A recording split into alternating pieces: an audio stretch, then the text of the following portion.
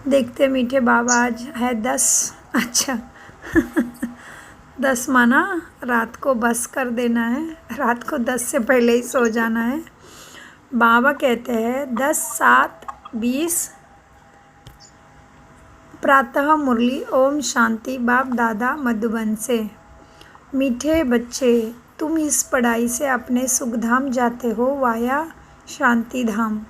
यही तुम्हारी M object है, यह कभी नहीं भूलना चाहिए। प्रश्न, तुम बच्चे साक्षी होकर इस समय ड्रामा की कौन सी सीन देख रहे हो? उत्तर, इस समय ड्रामा में टोटल दुख का ही सीन है। अगर किसी को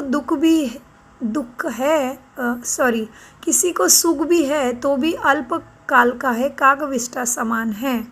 बाकी तो देखो सब तरफ दुख ही दुख है। तुम बच्चे अभी रोशनी में आए हो, जानते हो सेकेंड बाय सेकेंड बेहद सृष्टि का चक्र फिरता रहता है। एक दिन ना मिले दूसरे से, सारी दुनिया की एक्ट बदलती रहती है, नए सीन चलती रहती है। डबल ओम शांति। बाबा ने आज डबल ओम शांति बोला। एक बाप स्वधर्म में टिके हुए हैं। एक बाप कैसे है? स्वधर्म में टिके हैं। बाबा सदा ही शांति में टिका रहता है। दूसरा, बच्चों को बाबा कहते हैं अपने स्वधर्म में टिको और बाप को याद करो, और कोई ऐसे कह नहीं सके कि स्वधर्म में टिको। तुम बच्चों के बुद्धि में निश्चय है ना, निश्चय बुद्धि विजयंती, वही विजय पाएंगे। काहे की विजय पाएंगे?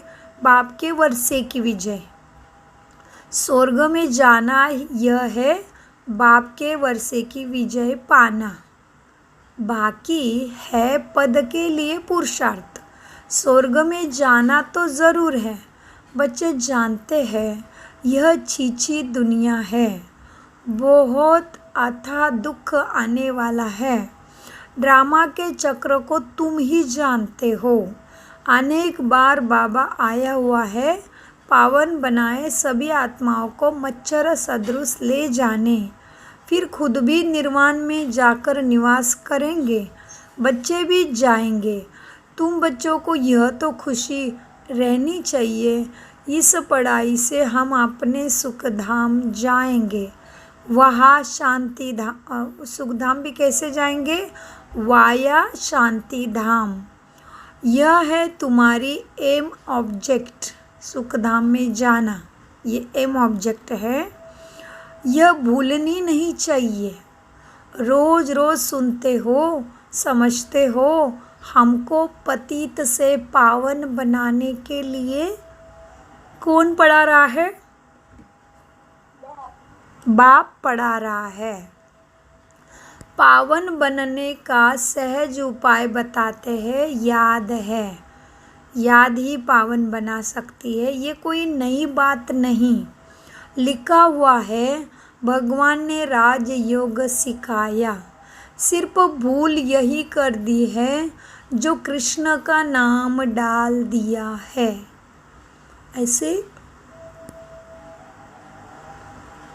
ऐसे भी नहीं है। बच्चों को जो नॉलेज मिल रही है वह गीता के सिवाय और कोई शास्त्रों में नहीं होगी। बच्चे जानते हैं कोई भी मनुष्य की महिमा है नहीं, जैसे बाप की है ना। बाप ना आए तो सृष्टि का चक्र ही नहीं फिरे। दुखधाम से सुखधाम कैसे बनेगा? फिर बाप ही नहीं आएगा तो सृष्टि का चक्र तो फिरना ही है। बाप तो ज़रूर आना है, बाप को तो आना ही है। बाप आते हैं सबको ले जाने, फिर चक्र फिरता है। बाप न आए तो कलयुग से सतयुग कैसे बनेगा? बाकी यह बातें कोई शास्त्रों में नहीं है, राजयोग है ही गीता में। अगर समझे भगवान आबू में आया तो एकदम भागेंगे मिलने के लिए। सन्यासी भी चाहते हैं ना कि भगवान से मिले। पतित पावन को याद करते हैं क्यों करा याद मुझे? वापस जाने के लिए अपने घर निर्वाण धाम। अभी तुम बच्चे पद्मा पदम भाग्यशाली बन रहे हो। वहाँ अथाह सुख होते हैं। नई दुनिया में जो देवी देवता धर्म था वह अभी नहीं है। बाप देवी राज्य की स्थापना करते ही है ब्रह्मा द्वारा। यह तो क्लियर है। तुम्हारी एम ऑब्जेक्ट ही यह है, इसमें संशय की बात ही नहीं। आगे चलकर समझ ही जाएंगे।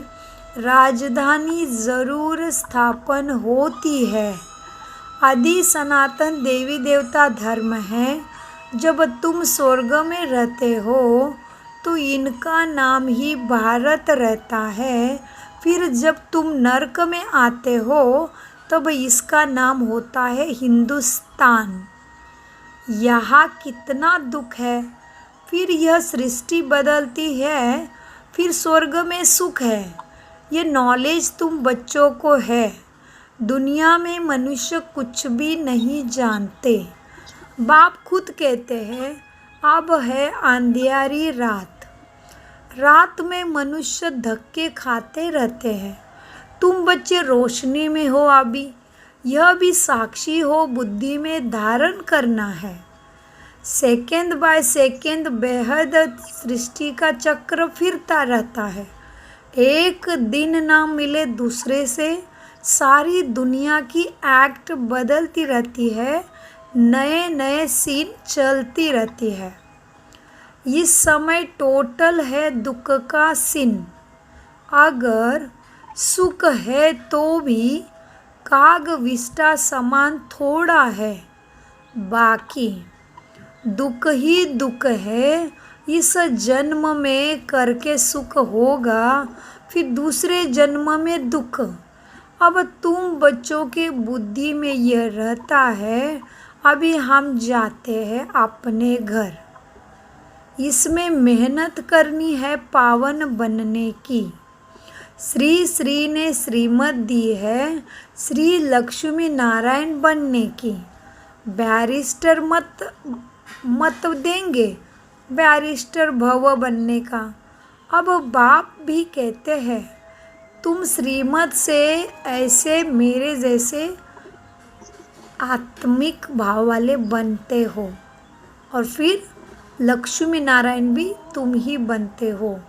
इसलिए अपने से पूछना चाहिए कि मेरे में कोई अवगुण तो नहीं है ना। इस समय गाते भी है मुझ निर्गुण हारे में कोई गुण नाही। कौन से आरती में गाया? जय जगदीश में। हाँ, जय जगदीश में गाया कि हमारे में कोई गुण नाही, शरण तेरे आयो, ऐसा ऐसे कुछ है। बाबा कहते हैं मुझ निर्गुण हारे में कोई गुण नाही। आपने ही गाया तो आपे ही तरस पाइयो। अभी अपने पे तरस करना है खुद ही। तरस अर्थात रहम। बाबा कहते हैं बच्चे मैं तो किसी पर रहम ही नहीं करता। रहम तो हर एक को अपने अपने पर करना है। ये ड्रामा बना हुआ है। बेरहमी तो रावण तुमको दुख देता है। यह भी ड्रामा में नूंद है। इसमें रावण का भी कोई दोष नहीं है क्योंकि ड्रामा ही ऐसा है। बाप आकर सिर पर राय देते हैं यही उनका रहम है कि तुमको राय देते हैं। राय माना भक्ति में क्या बोला था हमने? सतगति देना भगवान, सतबुद्धि देना। तो बाबा जो सतगति के लिए जो सतबुद्धि देता है, श्रीमत देता है, यही उसका रहम है। तो बाबा कहते हैं मैं रहम नहीं करता। तुमको तुमने किया तुमको ही चुकाना पड़ता है। लेकिन मैं रहम क्या करता हूँ कि मैं सतगति का सत्य ज्ञान भाग्य विधान करता हूँ। बाबा कहते हैं अभी पुरानी दुनिया है, फिर नई दुनिया, चक्र तो फिरना है, सतयुग को फिर ज़रूर आना है। अभी क्या है, अभी कौन सा युग है? हमारे लिए कौन सा है? संगम युग है। ब्राह्मणों का कलयुग नहीं है, संगम है। बाबा कहते हैं अभी है संगम युग। महाभारत लड़ाई भी इसी समय की है। विनाश काले विपरीत बुद्धि विनश्यन्ति। ये होने का तो है ही, ऐसा ही होना है। हम विजयंती स्वर्ग के मालिक होंगे, बाकी सब होंगे ही नहीं। वहाँ यह भी समझते हो, पवित्र होने बिगर देवता बनना मुश्किल है। अब श्रीमत मिलती है, देवता श्रेष्ठ तुमको ही बनना है। श्रेष्ठ देवता तुमको बनना है। ऐसे मत तुम्हें कभी फिर मिल ना सके। ऐसे मत अभी जो मिल रही संगम पे, वो फिर कभी भी नहीं मिलती है। फिर बाबा कहते हैं श्रीमत देने का उनका पाठ भी संगम पर ही है, और कोई में तो यह ज्ञान ही नहीं है। भक्ति माना भक्ति, उनको ज्ञान नहीं कहेंगे। रूहानी ज्ञान सागर रूह ही देते हैं, उनकी ही महिमा है। ज्ञान का सागर, सुख का सागर। बाप पुरुषार्थ की कितनी युक्ति बताते हैं। ख्याल रखना चाहिए कि अभी फेल हुए तो कल्पांतर फेल होएंगे, फिर बहुत चोट लग जाएगी। श्रीमत पर ना चलने से चोट लगती जाती है। ब्राह्मणों का झाड़ बढ़ना तो ज़रूर है, इतना ही बढ़ेगा जितना देवताओं का झाड़ है। तुमको पुरुषार्थ करना और कराना है। सैपलिंग लगता ही रहेगा, झाड़ बड़ा हो जाएगा। तुम जानते हो अभी हमारा कल्याण हो रहा है। पतित दुनिया से पावन दुनिया में जाने का कल्याण होता है। तुम बच्चों की बुद्धि का ताला अभी खुला है, बाप बुद्धिवानों की बुद्धि है। अभी तुम समझ रहे हो, आगे चल देखना किस किस का ताला खुलता है। यह भी ड्रामा चलता है, फिर सतयुग से रिपीट फिर होना। लक्ष्मी नारायण जब तख्त पर बैठते हैं तब से सवत शुरू होती है। तुम लिखते भी हो 1 से माना 1250 वर्ष तक स्वर्ग। कितना क्लियर है। कहानी तो है ना सत्यनारायण की, कहानी है सत्यनारायण की और कथा है अमरनाथ की। तुम अभी सच्ची सच्ची अमरनाथ की कथा सुनते हो, उसका फिर गायन चलता है। त्योहार आदि सब इसी समय के हैं। नंबर 1 पर्व तो शिव बाबा की जयंती ही है। कलयुग के बाद ज़रूर बाप को आना पड़ता है दुनिया को चेंज करने। चित्रों को कोई अच्छी रीति से देखे कितना बुरा हिसाब बना हुआ है, कितना पूरा हिसाब बना हुआ है। तो चित्र को देखने से पता चलेगा कितना पूरा हिसाब अच्छे से बताया है चक्र में। तुमको ये खात्री है ना, जितना कल्प पहले पुरुषार्थ किया था उतना तुम ज़रूर करोगे। साक्षी होकर औरों को भी देखेंगे, अपने पुरुषार्थ को भी जानते हैं, तुम भी जानते हो। स्टूडेंट अपनी पढ़ाई को नहीं जानते होंगे तो दिल खाएगी ना कि भाई हम इस सब्जेक्ट में बहुत कच्चे हैं, फिर नापास हो जाते हैं ना उधर में भी कच्चे सब्जेक्ट में। ये इम्तिहान के टाइम तो कच्चे होंगे, उनकी दिल धड़कती रहेगी। तो एग्ज़ाम आई तो धड़केंगे दिल में, क्योंकि कच्चे जो है। तो बाबा कहते तुम्हारा भी ऐसा ही है। तुम विकारों में जा रहे मतलब तुम कच्चे हो अभी ज्ञान में। तुम बच्चे भी साक्षात्कार तो करेंगे, परंतु नापास तो हो ही गए ना, फिर क्या कर सकते हैं, टाइम तो ख़त्म। स्कूल में नापास होते हैं तो सभी संबंधी कितने नाराज़ हो जाते हैं नापास होने वाले के ऊपर। टीचर नाराज़ होते हैं, कहेंगे हमारे स्कूल से कम पास हुए तो समझा जाएगा कि टीचर इतना अच्छा नहीं है पढ़ाने वाला, इसलिए कम पास हुए हैं। अभी बाबा भी जानते हैं सेंटर्स पर कौन कौन अच्छी टीचर है, कैसे पढ़ाती है, कौन कौन अच्छी रीति पढ़कर ले आती है। अब सब मालूम पड़ता है। बाबा कहते बादलों को लाना है, छोटे बच्चों को ले आएंगे तो उनमें मोह रहेगा। अकेला निकलकर टाइम निकाल कर आएंगे तो बुद्धि अच्छी रीति इधर ज्ञान में लग जाती है। बच्चों को तो वहाँ भी देखते रहते हैं। अगर सेंटर जाओगे, मधुबन जाओगे, बाबा की पढ़ाई की तरफ जाओगे और फिर बच्चे लेके जाओगे तो बाबा कहते हैं यहाँ पे तो मन बुद्धि का काम है, इधर भी बच्चे लेके आओगे तो तुम्हारा बुद्धि उधर ही जाएगा। बाप कहते हैं ये पुरानी दुनिया तो कब्रिस्तान होनी है, नया मकान बनने, बुद्धि में रहना चाहिए कि हमारा नया मकान बन रहा है। धंधा आदि तो करना ही है, परंतु बुद्धि नए मकान की तरफ रहेगी तभी धारणा सत्व प्रदान होगी। चुप कर तो नहीं बैठ सकते ना, क्योंकि वह है हद की बातें, यह तो बेहद की बातें है। हर कार्य करते हुए स्मृति होनी चाहिए कि अभी घर जाना है, अभी घर जाना है, फिर राजधानी में जाएंगे। तो ऐसे ख्याल करने से कितनी खुशी रहेगी। बाप कहते बच्चे अपने बच्चों आदि को संभाल भी करनी है, परंतु संभाल करते करते बुद्धि वही लगे रहे बाबा और वर्षा की तरफ, क्योंकि याद नहीं है तो पवित्र भी नहीं बनेंगे। याद से पवित्र है और ज्ञान से कमाई है। यहाँ तो सब है पतित, दो किनारे है ना।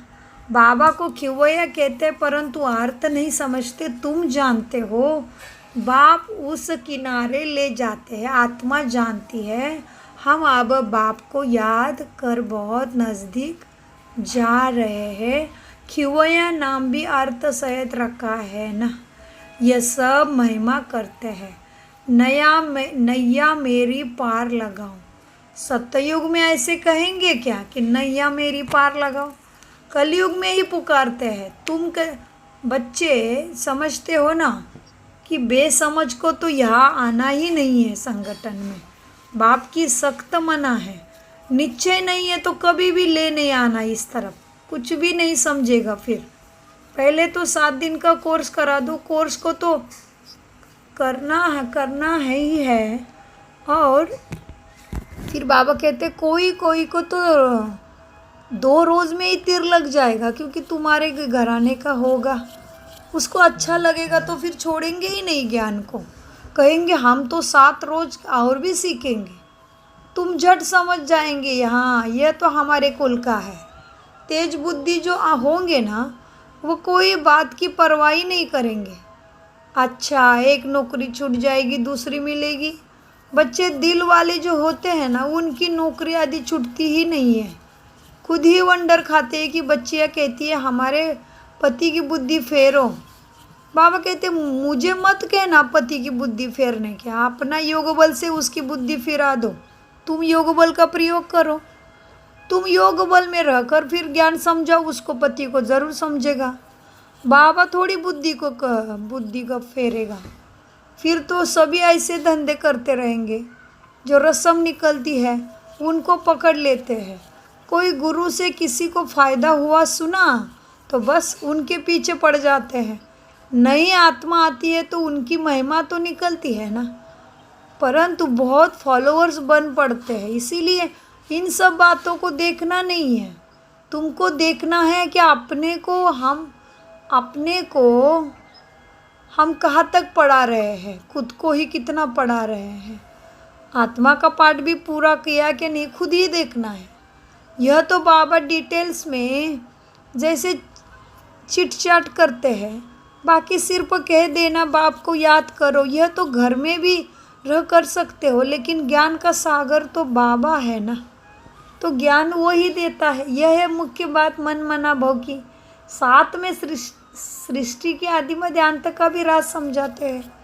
चित्र भी तो इस समय बहुत अच्छे अच्छे निकले हैं, उनका भी अर्थ बाप समझाते। विष्णु के नाभि से ब्रह्मा को दिखाया है, त्रिमूर्ति भी है विष्णु की नाभि से ब्रह्मा। यह फिर क्या है, ये बाप बैठ के समझाते कि यह राइट है और ये रॉन्ग है।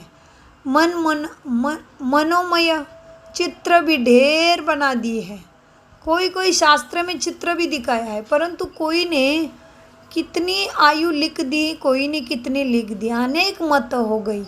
शास्त्र में हद की बातें लिख दी है। बाप बेहद की बात समझाते हैं कि सारी दुनिया में रावण राज्य है। ये तुम्हारी बुद्धि में ये सारा ज्ञान है। हम कैसे पतित बने, फिर पावन कैसे बनते, पीछे फिर हाँ और धर्म आते हैं। अनेक झाड़ लगता है, एक जैसे फीचर वाले दो तो कभी हो ही नहीं सकते। बना बनाया खेल है जो रिपीट हो रहा है। बाप बच्चों को बैठ समझाते हैं, टाइम थोड़ा होता जाता, अपनी जांच करो। हम कहाँ तक खुशी में रहते हैं। हमको कोई विकर्म नहीं करना है, तूफान तो आएगा। बाप समझाते, बच्चा अंतर्मुख होकर अपना चार्ट रखो ना, तो भूले होते हैं उनका पश्चाताप कर सकेंगे। ये जैसे योग बल से अपने को माप करना है। बाबा कोई क्षमा या माप नहीं करते। ड्रामा में क्षमा अक्षर ही नहीं है। तुमको अपनी मेहनत करनी है। पापों का दंड मनुष्य खुद ही भोगते हैं, क्षमा की बात नहीं है। बाप कहते हर बात में मेहनत करो। बाप बैठ युक्तियाँ बताते हैं। आत्मा को बाप को बुलाते हो, पुराने रावण के देश में आओ। अब हम पतितों को आकर पावन बनाओ, परंतु मनुष्य समझते नहीं है। वह है आसुरी सांप्रदाय, तुम हो ब्राह्मण सांप्रदाय, देवी सांप्रदाय बन रहे हो। पुरुषार्थ भी बच्चे नंबरवार करते हैं, फिर कह देते इनके तकदीर में इतना ही है। अपना टाइम वेस्ट करते हैं। जन्म जन्मांतर कल्प कल्पांतर की उच्च पद नहीं पाएंगे। ऐसे टाइम वेस्ट करेंगे तो अपने को घाटा नहीं डालना चाहिए, क्योंकि अभी जमा होने का टाइम है ना, फिर घाटे में चला जाएगा। रावण राज्य में कितना घाटा ही होता रहता है। अच्छा, मीठे मीठे सिकिलदे बच्चों प्रति माता पिता बाप दादा का याद प्यार और गुड मॉर्निंग। रूहानी बाप की रूहानी बच्चों को नमस्ते। हम रूहानी बच्चों का रूहानी बाप दादा को याद प्यार गुड मॉर्निंग और नमस्ते। नमस्ते नमस्ते। हम हैं सद्बुद्धि से धारण करते और कराते। बहुत अच्छा। धारणा के लिए मुख्य सार है, नंबर 1, अंतर्मुखी बन, अपनी जांच करनी है। जो भी भूले होती है उनका दिल से पश्चाताप कर योग बल से माफ कर देना है। अच्छा, अपनी मेहनत अपने लिए करनी है। नंबर 2, बाप की जो राय मिलती है उस पर पूरा चलकर अपने ऊपर आप पे ही रहम करना है। साक्षी हो अपने व दूसरे के पुरुषार्थ को देखना है। कभी भी अपने को घाटा नहीं डालना है। वरदान, निरंतर याद द्वारा अविनाशी कमाई जमा करने वाले सर्व खजानों के अधिकारी भव। विश्लेषण है वरदान का, निरंतर याद द्वारा हर कदम में कमाई जमा करते रहो तो सुख शांति आप आनंद प्रेम इन सब खजानों के अधिकारी का अनुभव होता रहेगा। कोई कष्ट अनुभव नहीं होंगे। संगम पर ब्राह्मणों को कोई कष्ट नहीं है। यदि कोई कष्ट आता भी है तो बाप की याद दिलाने के लिए ही आता है। जैसे गुलाब के पुष्प के साथ कांटे उनके बचाव का साधन होता है ना, वैसे यह तकलीफें भी और ही बाबा की याद दिलाने के निमित्त बनती है। स्लोगन, स्नेह रूप का अनुभव तो सुनाते हो, अब शक्ति रूप का अनुभव सुनाओ। ओम शांति शांति शांति। मीठे प्यारे बाप दादा का अनगिनत शुक्रिया शुक्रिया शुक्रिया।